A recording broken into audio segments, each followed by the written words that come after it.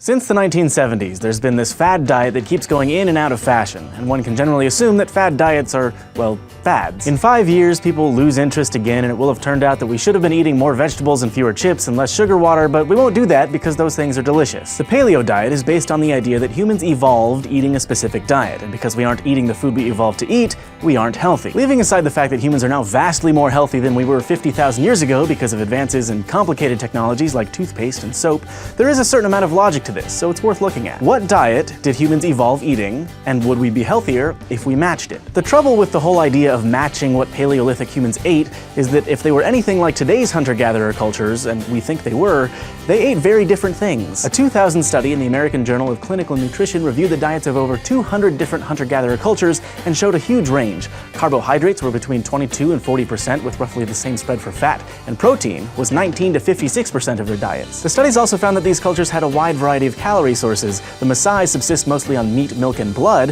while cultures in New Guinea derive almost all of their nutrition from plants. There are certainly massive differences between what we eat and what hunter-gatherers eat, and we would be well suited to include more dietary fiber, less salt, and way less sugar and refined carbohydrates, but none of that is new information. There was no one diet that fit all Paleolithic peoples because their goal was to survive, and they did that however they could, which they did marvelously and ingeniously. All we can really say for sure about Paleolithic people is that they did whatever they had to stay alive. But even if we did pick one of those cultures and try to eat what they ate, we wouldn't be able to, because what they ate, aside from deer and bison, isn't really available to us. Almost all of the fruits and vegetables at the grocery store have been selectively bred for thousands of years to create the most nutritious and useful produce. And the claim that our bodies haven't kept up with the changes in our diets doesn't really hold up either. The idea that humans can't have evolved very much since the Paleolithic era isn't really true. Studies suggest that we've developed a few new adaptations just within the last few thousand years. One of the more famous examples is that all adults used to be lactose intolerant, but thanks to a relatively recent mutation, about 30% of the world can now eat ice cream. And according to research published in 2007 in the journal Nature Genetics,